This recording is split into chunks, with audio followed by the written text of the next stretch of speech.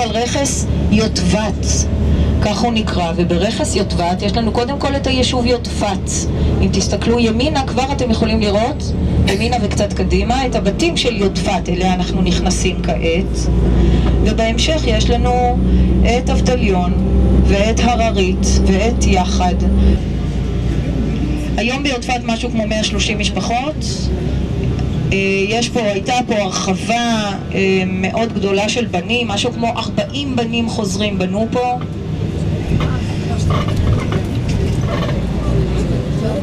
איפה עובדים? שאלת השאלות, אז כשנדבר על היישובים היהודיים לאט.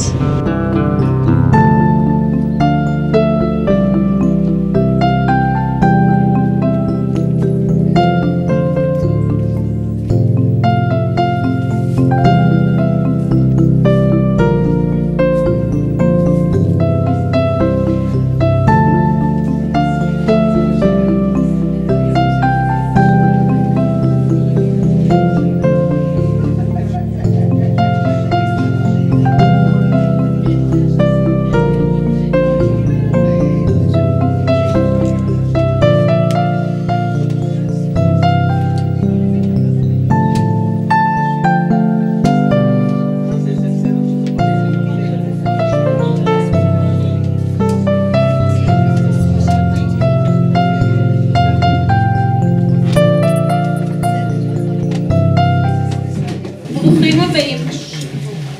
אני גונית. עכשיו יש פה כאלה שככה כבר עשו הקשרים, אז באופן כללי ככה באמת הבנתי שהקבוצה רובה מעמק חפר. השורשים שלי נטועים באמת בעין החורש, אז ככה זה גם מקום מרגש באופן אישי מבחינתי. ככה באמת ברוכים הבאים. אפשר לעשות פשוט תוך כדי תנועה בשטח. זה אומר שהרועות היו יוצאות עם העדר, ותוך כדי זה שהן מסתובבות בגבעות עם העדר, ממש אפשר לדמיין את התנועה הזאת שאוספות את הצמר מהכבשה. כן. לא לבזבז זמן. פורמות את הכבשה. כן. העיקרון של התביעה זה שהסיבוב לוקח את הסיבים ומחבר אותם לחוט. אוקיי, אז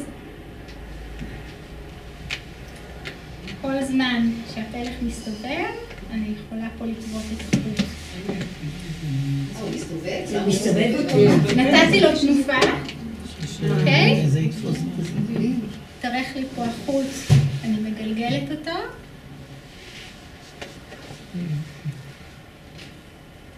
אוקיי, פשוט נותנת את התנופה עם היד, הוא מסתובב, ואני יכולה לטוות.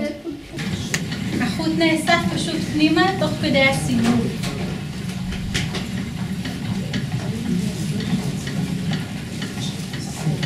נותנות פה את המתח בשביל שאפשר יהיה להרוג. בניגוד ללולים אחרים שהתפתחו מאוחר יותר, ההידוק הוא נעשה פה מלמטה כלפי מעלה. אוקיי, הרעיון פה, שעוד פעם, אני לוקחת את, נגיד פה, את השוליים קדימה, את המרכז מסובבת לכיוון שלכם. אוקיי, ברגע שאני מסובבת, חוטים אחרים עולים ואחרים יורדים, אני טיפה צריכה לחזק פה. אוקיי, ולתוך הפתח הזה, אני מכניסה את החוט של הערב. זה עושה את הדוגמה. בדיוק. השילוב של אותם סיבובים ביחד עם איך שהשחלתי מראש את החוטים בתוך החורים, ייצור לי את הדוגמאות. זאת פעם לוקחת, מסובב, בדוגמה יש לי את הצד הזה, והצד הזה. יפה. את עצמו על הבד. מניחים את העלים על בד.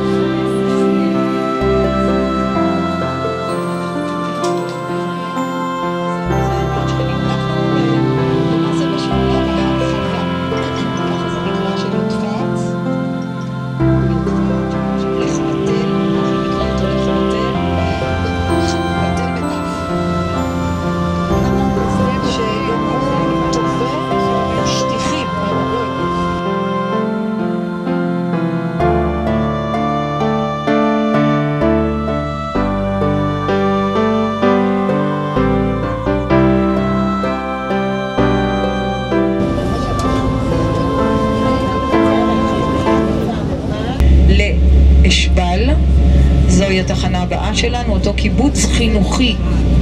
שם נבקר, נרד ונשמע את הסיפור.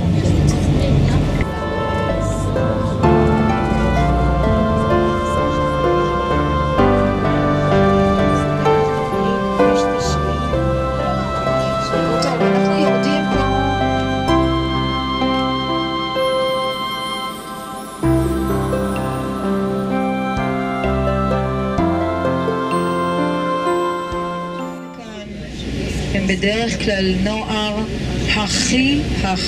הכי קשה שיש. זאת אומרת, ילדים מבתים הרוסים לגמרי, כאלה הרבה פעמים שמראש אף אחד לא יודע איפה האבא ומי האבא אפילו, הרבה פעמים שההורים נרקומנים שבעצם אין להם בית, ילדים שנפלטו מכל מסגרת, בטח מסגרות של משרד החינוך אבל גם אחרות, וכאלה דרך אגב שהחבר'ה פה באשבל מלקטים אותם ברחבי הארץ בפינצטה. פלס את המגרש כדי שאפשר יהיה לבנות עליו, כן? יפה. עבודות על המגרש על חצי בית הכרם, למעשה הגבול שבין הגליל התחתון לגליל העליון והגבול.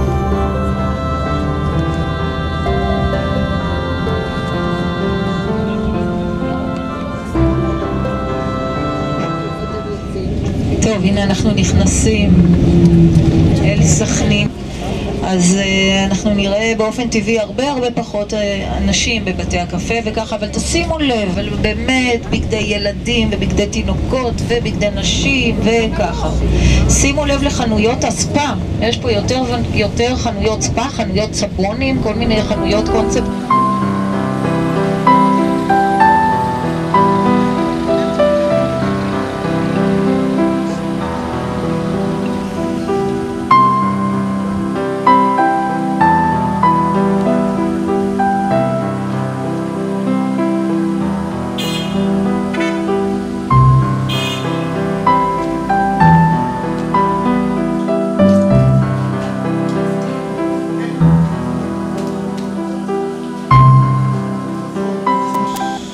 וגם יש את ההתפתחות התרבותית.